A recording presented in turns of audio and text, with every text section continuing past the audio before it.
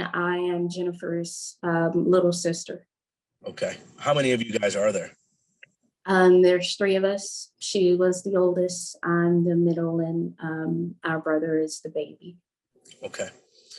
Talk to us a little bit about the last 24 hours. My understanding is you were just with family now. Yes, we've all been at her home for the sake of her son. It's home base, of course, so we're just trying to keep things as normal and as safe for him as possible. So we're just trying to, I don't know, I guess, understand, figure it out. There's a lot of moving pieces right now and just a lot of questions that we probably won't ever get answers to, but mostly just trying to, I guess, believe that this is happening. Yeah. Can you talk to me a little bit about your sister and who she was?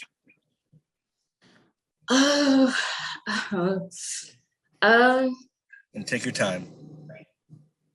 She was Jennifer, genuine, generous, very bossy. I guess that came from being the oldest. She was, well, she thought she was mom at times, but sister, wife, mother, friend. She was a big believer in advocacy. She always wanted to see people do better, and always wanted to help as much as she could. She joined the military right before high school. So I think it was a couple of weeks after she finished high school, she shipped off for basic training. She served in the Army for 6 years. And as soon as she came home, she told us, well, now I'm going to get into law enforcement. And so it was like, okay, more sleepless nights ahead of us, we see, but that was her. She just, she wasn't content unless she felt like she was helping someone or helping to make a difference, make any situation, some situations better than they were before. That's pretty much who she was. Yeah. One of the first things that stuck out to me was she had a big, what is, when you think back on your sister, and I'm sure you guys have been thinking heavily on her right now, what sticks out to you? Something that just kind of hold on and hold with you forever?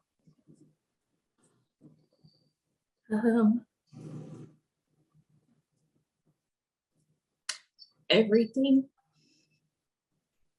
You know, she's my older sister, so,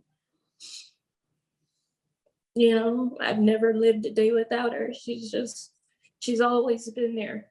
She's just one of those people.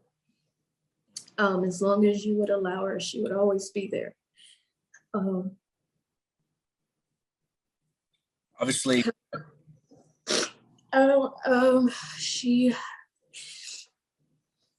She had the most unbelievable confidence that I'd ever seen. She just was so, I don't know, she just believed somehow that everything was going to turn out in her favor. Everything she wanted was just within her reach. And so she just had to reach to get it. So. At what point did you find out what had happened and what were you told, I guess, at the time? We weren't told much at the time, just that there had been an accident, and she was deceased. So we were at my apartment. Her son was over to spend time with my son, as they usually do. And they had been at the pool, so we were just relaxing. And I'm still trying to figure it out. You see the videos, the officer stands in your house and they tell you what happened, and it just doesn't make sense. I know it happened. I know I got that call yesterday. I know they said all those words to me, but my sister, she was always the one to reassure. And so it's just kind of like sitting around, and I've been calling her and texting her, and still just kind of waiting for her to, I don't know.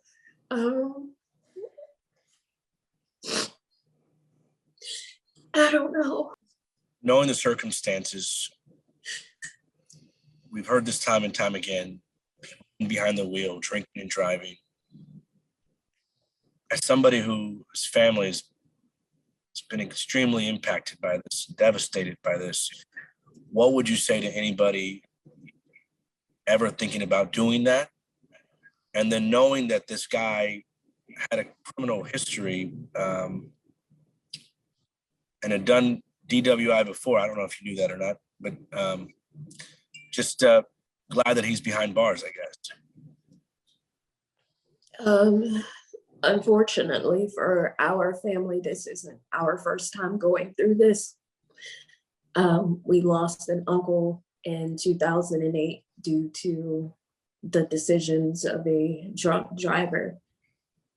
So we know, especially now, we all work in law enforcement and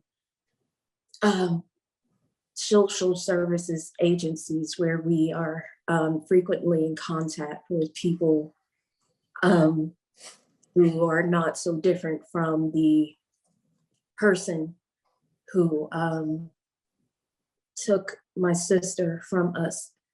So I don't know what to say to those people. People treat it so casually, but there are real consequences. In this specific situation, it just is. She was doing a job that she loved. So it's just hard to come to terms with. It's never worth it. It's never worth it, because these are the consequences. My sister doesn't get to go home to her son, and we're trying to figure out how to explain that to him, but he's 4. Just a couple of days ago, he was talking to his mom about what kind of birthday party he wanted, and now everyone's around and he doesn't know what's going on, but he knows his mom isn't there, and that's not normal. She doesn't we don't get to see her again, and that's a hole that's never going to be filled. Some people call it a mistake, right? But it's a conscious choice to get behind the wheel of a car knowing that you have been drinking or using drugs. It's never a mistake. It is always a choice.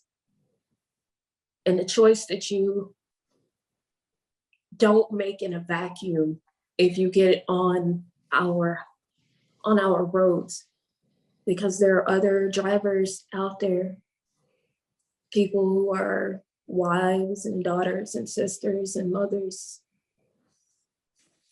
who don't get to go home to their families. I just want people to know that